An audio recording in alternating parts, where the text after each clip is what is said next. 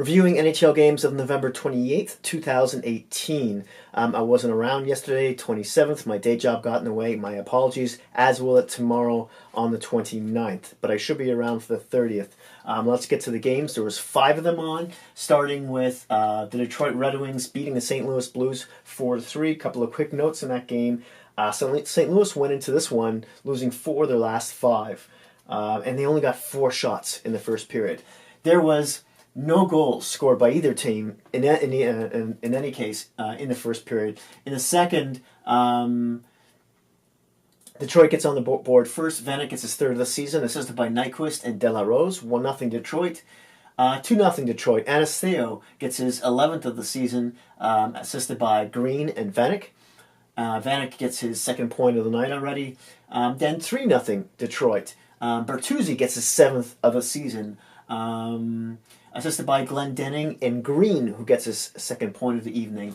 Then St. Louis wakes up. Perron makes it 3-1. He gets his 7th of the season on the power play, assisted by Pietrangelo, and then it's now 3-2.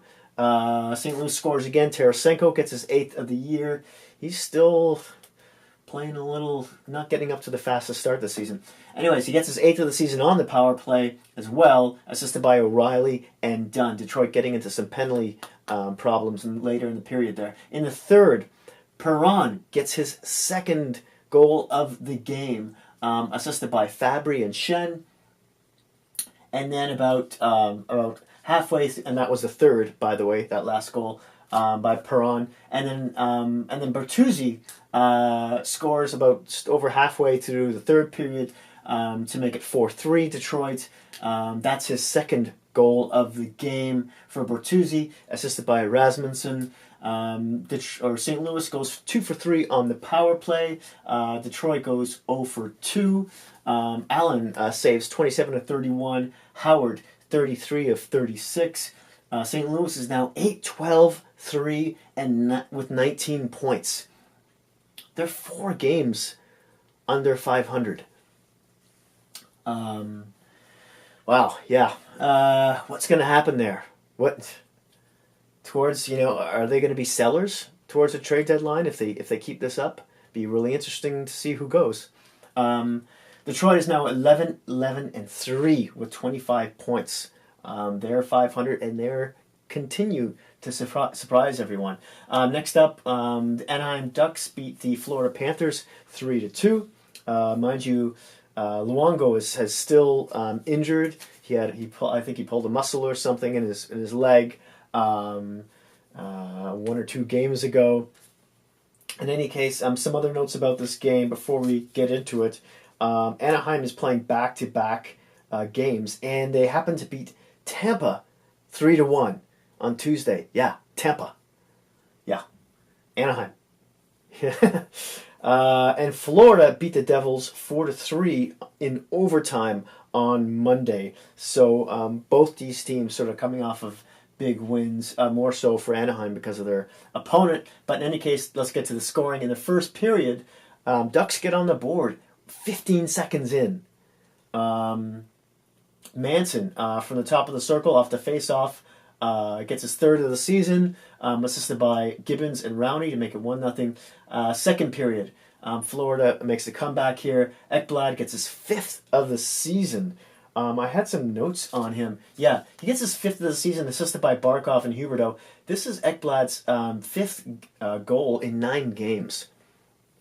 He's been coming around offensively as of late. Then Florida makes it 2-1 in the second period. Dadonov gets his 10th of the season on the power play, assisted by Huberdeau, his 2nd point of the night, and Yandel. Anaheim then evens it out. Still in the second period, Ritchie gets his 3rd of the season, who's off to a bit of a slow start, even though he held out a certain number of games as an RFA before he signed a contract. But I digress. His goal was assisted by Pedersen and Henrique. And in the 3rd period, Ritchie gets another goal, 2nd of the evening, his 4th of the season, assisted by Kache and Getzlav. Anaheim goes over 2 on the power play on this one. Florida 1 for 3. Gibson makes 42 of 44 saves. He's back. Not that he went far, but he's back. Anaheim is now 12, 10, and 5 with 29 points. I think they're still in a playoff position as of this point, too, seeing as how bad their division is. Florida's now 9, 10, and 4 with 22 points. I don't know what they're going to do with Luongo, and even when he was in net, his last 2 games weren't fantastic, but Reimer he's not looking good this year so far. Next up we have the Dallas Stars beat the Calgary Flames 4-3 in overtime. Some notes on that game. Dallas was playing back-to-back as they lost 1-0 in overtime. 1-0 in overtime to Edmonton on Tuesday. In Calgary, last time they played was Sunday, where they spanked Arizona 6-1. So we start off in the first period. Another quick goal in this one. 41 seconds in, Spezza gets his 5th of the year, assisted by Faksa and Heiskanen, and then Calgary then ties that up. Hathaway gets his 3rd of the season, still in the first period, assisted by Jankowski and Dubé. Second period, Dallas takes the lead again. Goal by Ben. Gets his 10th of the season on the power play, assisted by Sagan and Bayreuther. They have a mean power play, especially now that Radulov is back too. And he was a monster in this game, just powerful, just throwing guys off pucks, and he was really good in the corners. In any case, third period, Calgary ties it up again. Gaudreau gets his 9th of the season on the power play, assisted by Lindholm and Giordano. Calgary then goes ahead 3-2. Giordano gets his 2nd of the game. I didn't mark this game properly. Gets his 2nd of the game, his 3rd of the season, assisted by Brody and Backlund. And then Dallas evens it up. Bayreuther scores this goal. It's credited to Bayreuther, his 2nd of the season, and unassisted. But in the replay, and I know they haven't changed it so far. They may change it later. But on the replay, you could see, and even the commentators made note of this, that it went off Radulov's knee, went off him, and then went in the net. So we'll see if they give that one to Radulov maybe tomorrow or something. Well, anyway, in any case, so this game goes to overtime. Sagan gets his 2nd point of the game, his 8th of the year, assisted by Ben. Now, Calgary Flames fans, along with Riddick, are probably going to be pretty upset about this one because on this goal, just before this goal happened, Ben skates through the blue paint while Riddick is still in the blue paint, but behind him, and he clips his his right leg, Riddick's right leg, and drags him out a little bit out of the net. And so when he gets the puck and then feeds it to Sagan, who's in high in the slot, Riddick just about sort of gets there in time, and Sagan's kind of beats it to the far left hand corner of the net or left side of the net. This is debatable. Riddick smashed his goalie stick on the crossbar after they finalized this call after a video replay. I don't know. I guess the referees thought he had enough time to get back in the net, but it was close. I don't know. I'd love to hear what both Calgary and Dallas fans have to say about that one. In any case, Calgary goes 1 for 5 on the power play. Dallas goes 1 for 2. Riddick makes 28 saves. Hudobin makes 30 of 33. This was a great game. This is a really good game. I watched pieces of this. These 2 games were the only ones I didn't watch, but they looked pretty close as well. But that was a good game to watch. Next up, we have Colorado Avalanche beats the Pittsburgh Penguins 6-3. Now, this was a lot closer than the score dictates here. And let's talk about a couple of quick notes before we get into the scoring. Both teams were playing back-to-back today. Colorado beat Nashville 3-2 on Tuesday, and Pittsburgh beat Winnipeg 4-3 on Tuesday. Crosby got a goal in that game as well, and you'll see because he gets a hat trick in this game. And it was really close, and I'll get to some questionable calls in this game as well, or non-calls. First up in the first period, Colorado gets on the board. Girard gets his second of the season, assisted by Rantanen and McKinnon. Second period, Johnson gets on the board, his second of the season, assisted by Andrighetto. I like saying that. I think that's how you pronounce it. I think so.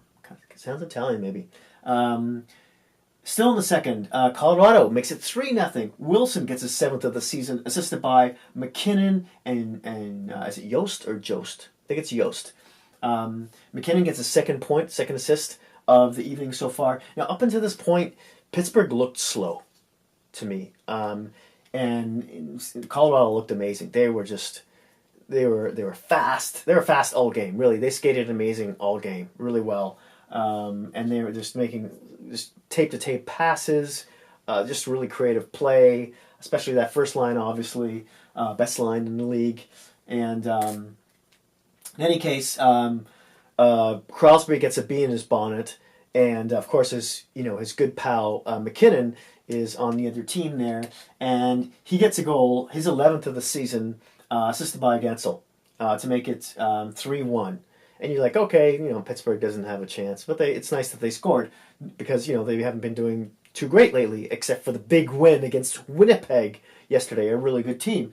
So before the period ends, Crosby scores another one, his second of the evening, his 12th of the night on the power play, unassisted. He just put the team on his back, and I'm trying to think if it was this goal where he had his skates were both facing outwards as he kind of came around the net and just got the pass in front and just shoveled it right. What a beautiful goal. Just check that out online. Third period, Crosby gets the hat trick, his 13th of the season, assisted by Simon and Ricola. I won't sing that for you. I think I spit on the board a little bit. Anyway, so now the game's tied. Colorado was ahead 3-0. Crosby, madman on skates, gets possessed and scores these goals. Now, even McKinnon congratulated him after the game when he was picked as one of the stars. He was like, it was nice to see Crosby. He played really well, get that hat trick, but I'm happy we won, obviously. Okay, so now after Crosby scores his last goal there, Landeskog scores. So Colorado goes ahead 4-3, gets his 15th of the season. That's the power line there, assisted by McKinnon, who gets his third assist on the night right there, and Rantanen, who gets his second assist on the night. And this goal was such a downer because Pittsburgh's hasn't done so well this year, and they definitely felt like the underdog lately. And I found myself cheering for them in this game, although I like Colorado, I like their team, I like their players, but I found myself cheering Pittsburgh on because they, coming back from 3-0. And this goal was just a real air deflator because Landeskog shot it off. It went off of Ricola. He was playing goalie. He had his stick, like this. And I don't know how that looks kind of stupid on camera. In any case, he tried to, use a stick like the goalie does and have it in the opposite direction. And the shot kind of hit his stick. It was in the air, went up in the air, hit his stick, went down, hit the ice, and went back up, and just totally fooled Jarry, who was in net for Pittsburgh. And that wasn't his fault. Most of these goals were amazing goals. It was hard to blame the goaltender. Maybe the last one Jarry should have had, but. Yeah, that was just heartbreaking for Pittsburgh, and then McKinnon gets the next goal. So it's now 5-3 Colorado, and this one was an empty netter. I didn't mark it down, but it was an empty netter, and that's McKinnon's 4th point of the night, by the way. But here's where the controversy comes in because. Letang had the puck behind the net, and Landeskog slew foots him, and the referee didn't call the penalty, and he was kind of right there. He was in the corner, and he saw it, and everyone everyone watching it, the announcer's like, "That's a slew foot." It was a very obvious slew foot. I would love to hear what Colorado fans have to say about that, because if you saw the same thing I did, that had to be, that looked like yeah, it was a slew foot. It was a slew foot. So, and if he was called for that, obviously, Pittsburgh would have gone on the power play, and it was last minute or so in the game, and the faceoff might have even been back in Colorado zone. So, of course, Pittsburgh would have pulled the goalie, would have had the extra player, would have had two extra players on the ice at that point with a good, with some momentum, and may have had a good chance at tying this game back up again. In any case, they put Jarry back in the net. They put the goaltender back in the net when this last goal was scored by Soderberg, unassisted, his 8th of the season. It was just kind of a wicked wrist shot, from the top of the right circle, which I didn't get too good of a look on, but I think Jarry should have had it, even though it was a good shot. I think, that was a rough one. I think he wanted that one back. Pittsburgh goes 1 for 4 in the power play. Colorado 0 for 1. Pittsburgh knew not to give Colorado not too many opportunities because they got a great power play. Jarry goes, saves 20 of 25 in this. Grubauer saves 22 of 25. Pittsburgh's now 10-9-5 and 5 with 25 points. Colorado's now 15-6-4 with 34 points. I want to say they're top maybe 3-4 in the league right now. Last game of the night, Toronto Maple Leafs beat the San Jose Sharks 5-3. Some quick notes on this game before we start here.